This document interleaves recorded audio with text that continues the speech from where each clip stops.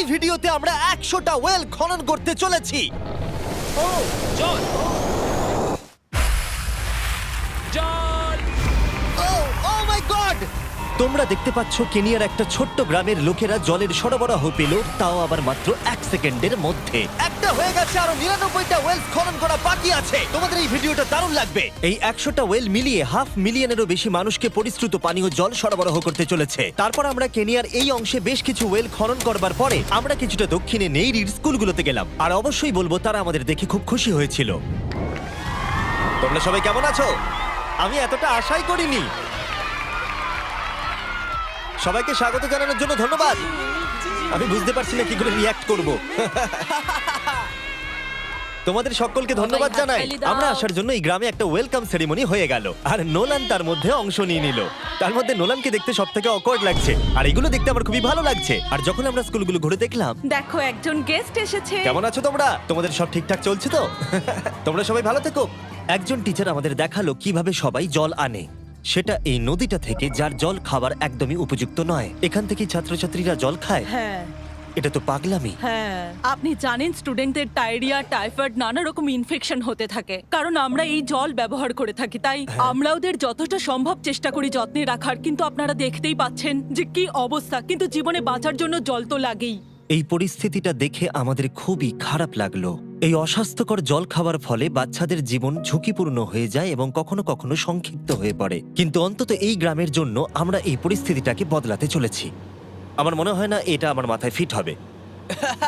আমার মাথাটা অনেক বড়। দেখা যাক আমরা জল খুঁজে পাই কিনা। ও ও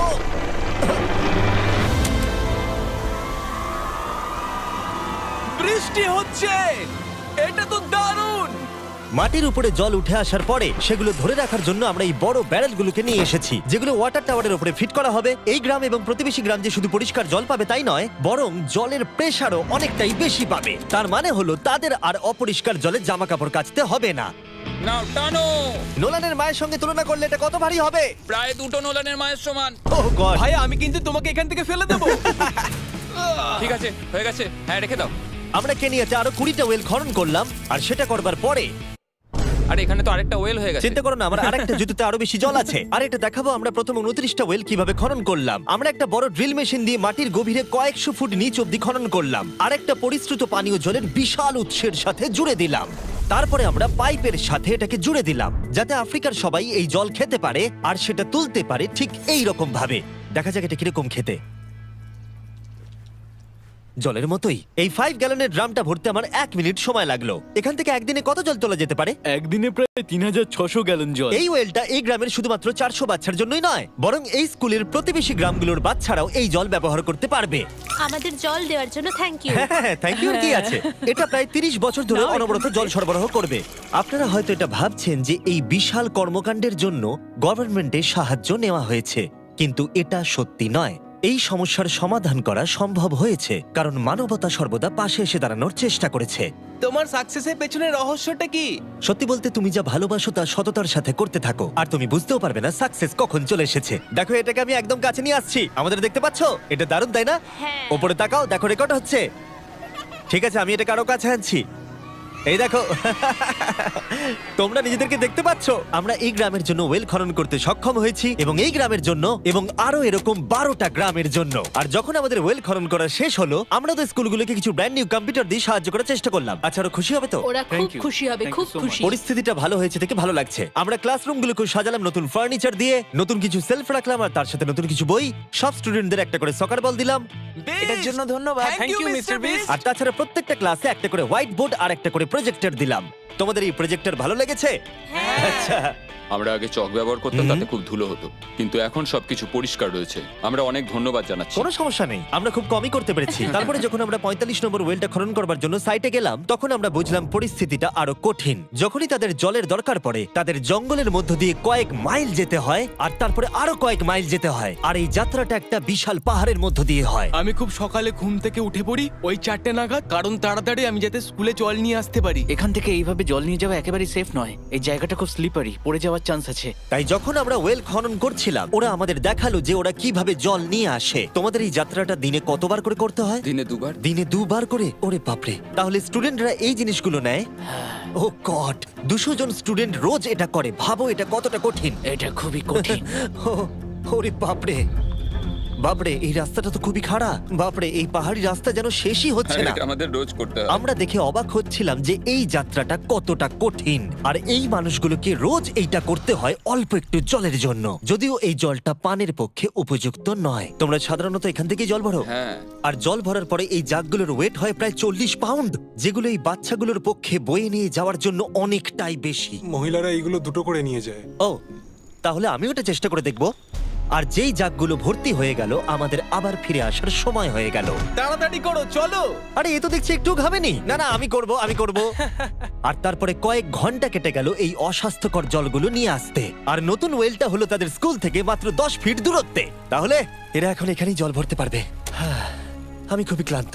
আর তারপরে আমরা পরের গ্রামে গেলাম, যেখানে আমরা 46তম ওয়েল খনন করব। কিন্তু সেখানে আমরা সমস্যার মুখে পড়লাম। আমরা দেখতে পেলাম এই গ্রামটা 2 ভাগে বিভক্ত এই বিশাল ভয়ঙ্কর নদীটা দ্বারা। এর জল এখন বেশি মনে হচ্ছে না, কিন্তু যখন বর্ষাকাল আসে তখন জল তীব্র গতিতে আসে আর এই ব্রিজটাকে ভাসিয়ে নিয়ে যায়। আর এই ব্রিজটা এত গুরুত্বপূর্ণ কারণ গ্রামের লোকজন এই দিকে বাস করে আর হসপিটাল বা স্কুল হলো এই দিকে। তাই তাদের অনেকবার দিনের মধ্যে এই ব্রিজটাকে ক্রস করতে হয়। এই ব্রিজটা ভয়ঙ্কর হওয়া সত্ত্বেও এটাই তাদের একমাত্র এই অবলম্বন। নদীর যখন জল বেড়ে যায় তখন এখানকার মানুষ, শিক্ষার্থী এবং পশু পাখিকেও ভাসিয়ে নিয়ে যেতে পারে। এর আগে আমরা এই নদীটা পার করতে গিয়ে 3 জনকে হারিয়েছি। এই প্রাণ চলে যাওয়া অপূরণীয় ক্ষতি, এবং তা কখনোই মেনে নেওয়া যায় না। আমরা যেইটা শুনলাম আমরা সিদ্ধান্ত নিলাম আমরা সাহায্য করব। সুতরাং যখন এখানে নতুন ব্রিজ তৈরির কাজ শুরু হলো, যেটা তাদের ওয়েলের কাছে নিয়ে যাবে, তখন আমরা 2000 মাইল পেরিয়ে চলে গেলাম কেনিয়া থেকে জিম্বাবুয়ের উদ্দেশ্যে। আমরা আফ্রিকাতে 1 সপ্তাহেরও বেশি রয়েছি এবং আমাদের আরো ওয়েল খনন করতে হবে। তোমার গাড়ি গন্ধ বেরোচ্ছে। এটা অদ্ভুত, কিন্তু আজকে আমি স্নান করেছি। ঠিক আছে, আমাকে শেষ করতে দিলে আমি হাত দুটো নামিয়ে নেবো। তোমরা কি আমাকে বাকি ওয়েলগুলো খনন করতে সাহায্য করবে? ঠিক আছে। আমাদের প্রথম কাজ ছিল একটা লোকাল হসপিটাল ঘুরে দেখা, যেটার ভীষণভাবে পরিষ্কার পানীয় জলের দরকার ছিল। ভেতরে ঢোকার পর আমরা বুঝতে পারলাম এই গ্রামগুলোর উপরে এই হসপিটালটার প্রভাব কতটা বেশি। 1 বছরে এখানে কতগুলো সন্তানের জন্ম হয়? 1 মাসে মোটামুটি 50টা বাচ্চা। মানে বছরে 600 জনের জন্ম হয়। ওয়াও! কিন্তু দুর্ভাগ্যবশত অন্তঃসত্ত্বা মহিলাদের পানীয় জল পেতে কয়েক মাইল হেঁটে যাতায়াত করতে হয়, আর তারপরে এই ভারী বাকেটগুলোতে করে জল বয়ে নিয়ে যেতে হয়। যাই হোক, ভালো খবর হলো এটা, আমরা একটা নতুন মডার্ন ওয়েল পাম্প কনস্ট্রাকশন করছি। ভালো করে, ওদিকটা। এখন যেটা প্রয়োজনীয় সেটা হলো এগুলোকে চালু করা। যাই হোক, নোলান, তুমি কি তৈরি? আমি তৈরি। ওভার! একটা ড্রামাটিক জুম ইন করো। নোলান, আমি বাটন প্রেস করলাম, জল কি পড়ছে? জল পড়ছে। তোমরা একবার গিয়ে দেখবে নাকি? হ্যাঁ, চলো যাওয়া যাক। আমার ভালো লাগছে যে মানুষকে আর জলের জন্য বেশি দূর যেতে হচ্ছে না। এর থেকে ভালো জিনিস আর কিছু হতেই পারে না। এখানে নোলান খুবই ভালো ডান্স করতে পারে। ও তোমাদের সাথে নাচবে। আমাকে সব সময় নাচ করতে কেন বলে? দেখো কি করছে। হে ভগবান, আমি আমি আমি এটা আর দেখতে পাচ্ছি না। পরিশ্রুত পানীয় জলের সরবরাহ নিশ্চিত করে দেখলাম এই গ্রামের অনেক স্টুডেন্টদের যাতায়াত করতে সমস্যা হয়। তাই আমি ডিসাইড করলাম সবাইকে নতুন বাইসাইকেল দেব। আমি জানি এখানে অনেক বাচ্চা আছে, কিন্তু আমাদের কাছে অনেক বাইসাইকেল আছে। পরিষ্কারভাবে বলে দিই আমি সাইকেল চালাতে পারি না। জিমি শুধু সাইকেল বিতরণ করতে পারে। কোনোদিন চালাতেই শিখিনি। চলো তোমাদের নতুন সাইকেলগুলো চালাও দেখি। 3, 2, 1, চলো। সবাই আমাকে পেরিয়ে যাচ্ছে। খুব সাবধানে, আমি কিন্তু চালাতে পারি না। কারোর সঙ্গে আমার ধাক্কা লাগবে। তুমি কি চালাবে এটা? ঠিক আছে, যাও চালাও। ঠিক আছে। সাইকেল বিতরণ করবার পরে আমরা ওয়েল খনন করা চালিয়ে গেলাম যতক্ষণ আমরা পৌঁছলাম ওয়েল নম্বর 69। এই সোলার পাওয়ার্ড ওয়েলগুলো বিশেষভাবে ডিজাইন করা হয়েছে গ্রামের কৃষকদের জন্য। চাষের জন্য প্রয়োজনীয় জল সরবরাহের পাশাপাশি শস্য এবং গবাদি পশুর জন্য, এমনকি ড্রাই সিজনেও আর কোনো বিদ্যুৎ ছাড়াই। প্রত্যেকটা প্যানেল 200 ওয়াটের। এটা পাম্পের সাথে অ্যাটাচ করা আছে। এই পাম্পটা প্রতি ঘন্টায় 5000 লিটার জল তোলে। বলতে গেলে এই গ্রামে আমরা আনলিমিটেড জল পাচ্ছি। এটা দুর্দান্ত। জিম্বাবুয়ে থেকে চলে আসবার পরে আমরা চেয়েছিলাম আফ্রিকার সমস্ত জায়গায় জল পৌঁছে দিতে। তাই আমরা আরো ওয়েল খনন করলাম উগান্ডাতে, সোমালিয়াতে এবং ক্যামেরুনে। যদি আপনারা আরো বেশি দেখতে চান তাহলে আমরা খুব তাড়াতাড়ি ফিলান্থ্রপিতে আরেকটা ভিডিও আনতে চলেছি। এই গ্রামগুলোতে সময় কাটিয়ে আমি পানীয় জলের উৎসের গুরুত্ব কতটা তা বুঝতে পেরেছি। কি করে এটা চাষে সাহায্য করে, ফসল ফলাতে, কিভাবে হসপিটালের জন্য পরিষ্কার পরিবেশ তৈরি করে, এবং সবথেকে গুরুত্বপূর্ণ হলো পরবর্তী প্রজন্মের শিশুদের জন্য একটা সুস্বাস্থ্যকর জীবন উপহার দেওয়া এবং তাদের ভবিষ্যৎ সুনিশ্চিত করা আমরা বিশুদ্ধ পানীয় জল পেতে অনেক অপেক্ষা করেছি। জল হলো জীবন। এবং স্থানীয়দের সাহায্য নিয়ে আমরা নতুন ব্রিজটা তৈরি করতে সফল হয়েছি, যেটা এই গ্রামবাসীরা পরবর্তী 100 বছর ব্যবহার করতে পারবে। আমাদের জীবন এখন সুরক্ষিত, আমরা সব একসঙ্গে থাকতে পারবো, দুশ্চিন্তা দূর হয়ে গেছে। এই ভিডিওতে আমরা 100টা ওয়েল খনন করে অনেকের জীবন বদলে দিয়েছি, কিন্তু এটা যথেষ্ট নয়। তাই এই ভিডিও ছেড়ে যাওয়ার আগে আমি রিকোয়েস্ট করছি beastphilanthropy.org/wales এ যান অথবা ডেসক্রিপশনের লিংকে গিয়ে সম্ভব হলে কিছু টাকা ডোনেট করুন। আমরা এই ভিডিও থেকে 1 টাকাও প্রফিট করছি না। আমরা এখান থেকে পাওয়া টাকার পুরোটাই কাজে লাগিয়ে দেবো ওয়েল খনন করতে, যেটা তোমরা ভিডিওতে দেখলে পৃথিবীর চারিদিকে। আমি জানি এটা শুনতে খুবই অদ্ভুত যে একটা ইউটিউবার এই সবগুলো করছে, কিন্তু কাউকে তো এটা করতেই হবে। কিন্তু জানি না এটা কারা করবে, তাই আমরা করছি। আমরা যতটুকু করতে পেরেছি তাতে অনেকের জীবন বদলে যাবে বলে আশা করছি। আর ফাইনালি 100তম ওয়েল। ও মাই গড, আমাকে ক্ষমা করে দাও।